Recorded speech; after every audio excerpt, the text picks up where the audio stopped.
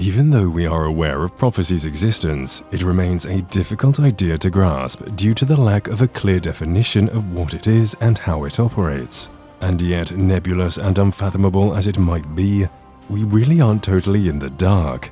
Curious minds have always been drawn to what lies ahead because of our insatiable curiosity or our irrational dread of the unknowable. Man has spent millennia laboriously trying to decipher the Bible's prophecies. The Church's rapture will be the next major event regarding God's prophetic calendar.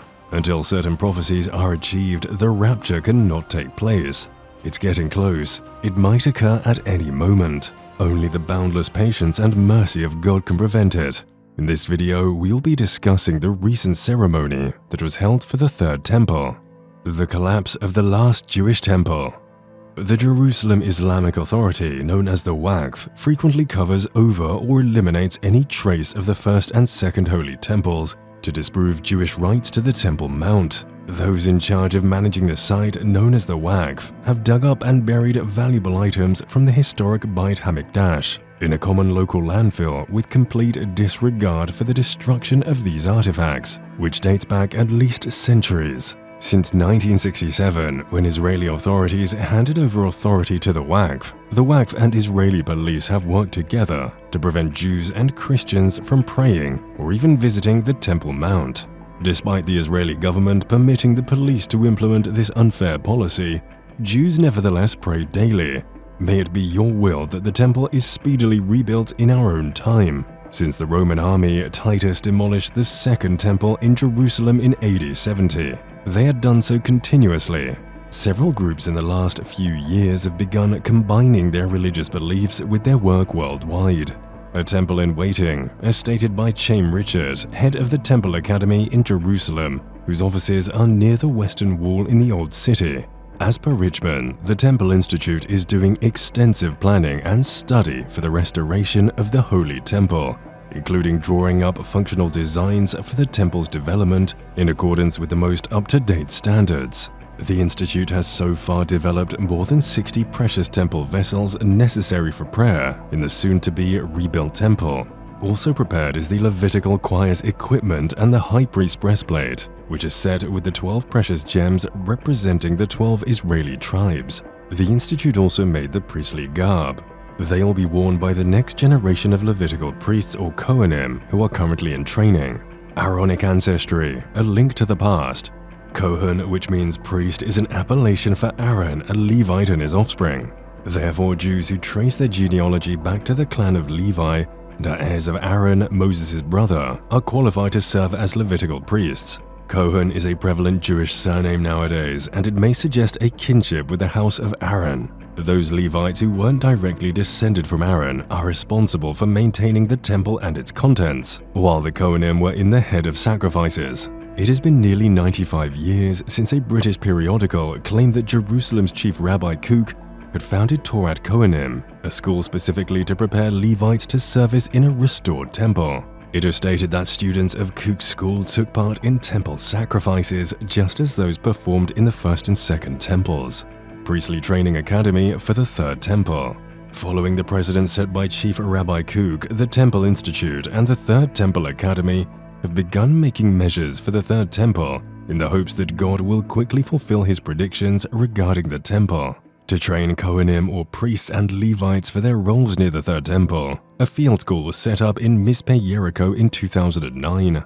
The Dead Sea was combed in 2010 for unhewn stones to create the temple altar. Stones in such perfect condition are thought to adhere to the rule that they cannot have been worked on with metal. Mizpeh Jericho, where the Third Temple Academy is located, is roughly a 20-minute drive from Jerusalem, along the way to Jericho and the Jordan Valley. In August of 2013, a special evening was made aside for the school's official opening, during which a pre-show of the entire day service was held. Attendees, some of whom wore full priestly regalia, performed the ritual by the Torah, the Mishnah, and other rabbinic teachings, purification rituals for the Third Temple. Even though the receptacles for the temple have been made and the priests are in preparation, there are still major problems that must be addressed before the building of a new temple can commence. The command to utilize a red heifer to cleanse the altar is now incomplete due to the absence of a ritualistically pure red heifer. Such models should not have so much as a scar or hair of a different hue. A red heifer from New Jersey that had a black calf this year joined the ranks of previously disqualified red heifers. The cow is no longer eligible after she gives birth. The Temple Institute has started a special red heifer genetic line, which entails implanting stored red Angus eggs into native Israeli cattle rather than randomly waiting for one to arise in a herd anywhere on Earth. Crowdfunding efforts are currently in progress to make this possible. Roughly $31,000 has been collected thus far, establishing the Third Temple's foundation. Because of the biblical prohibition against using tools and weapons in the creation of the temple, a Tower of Harmony, a group named the Temple Mount Faithful, directed by Gershon Salomon, has adequately planned the stones for a new temple using diamonds rather than metal tools. 6-ton stones were cleansed by dipping them in water from the biblical Siloam pool. Salomon and his supporters have been trying to set these cornerstones on the Temple Mount for a number of years, but each time Israeli authorities have prevented them. Salomon added, "Unfortunately, weakness of the Israeli government did not allow us to carry the cornerstones to the correct spot." He noted that the temple must be reconstructed on the Temple Mount. The Third Temple will be constructed on the site of the previous two. Of course, that highlights the central issue. The holiest place in Judaism is the third holiest in Islam, after Mecca and Medina in Saudi Arabia. The Mosque of Omar, also known as the Al-Aqsa Mosque, and the Dome of the Rock, which is coated in gold and is said to contain the stone from which Muhammad, SAW, is said to have gone to paradise, are both currently located on the Temple Mount. Jewish efforts to construct the Third Temple on the Temple Mount appeared doomed in light of the Muslim claim to the land. Kohanim are also prepared to carry out the regular temple services, such as the Tamid service conducted daily in the Holy Temple. Observance of the Third Temple.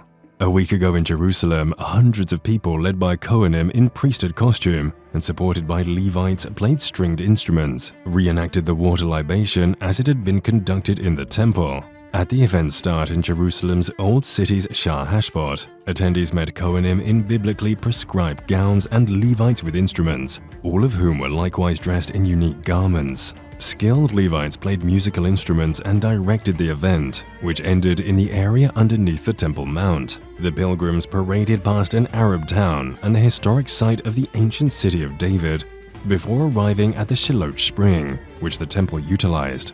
A miniature altar and implements were displayed in the grassy space next to the western wall. As was the custom at the temple, big willow stems with plenty of leaves were used to adorn the altar. After the priestly benediction, the once every 7 years Hakel ritual was performed. Water libation is a component of the oral culture handed down from Moses, but the Torah does not require it. The water libation was the highlight of the festive Sukkot celebration. The temple ritual would run for 15 hours, with celebrations continuing through the night and the next day. The Sukkot celebrations were worldwide in nature, with people from all over the world gathering to worship God. During the final 6 days of the week-long Sukkot vacation, a libation of water was made in conjunction with the spilling out of wine and the Sunday service. The Kohanim left the temple and went to the Shiloh Spring at the foot of Mount Moriah, where they loaded the flask with 3 logs of spring water and then proceeded to the temple. Then 2 Kohanim climbed the stone altar in the temple's central courtyard and set 2 silver cups in the area to the southwest. The water from the metal flask and the wine from the second cup were poured into holes in the altar, set aside for the ritual at the same time. So in this way, the ceremony was conducted. That's all for this video. Leave your thoughts on the development of the Third Temple. Also take a minute out and subscribe to our channel. Stay tuned, see you soon.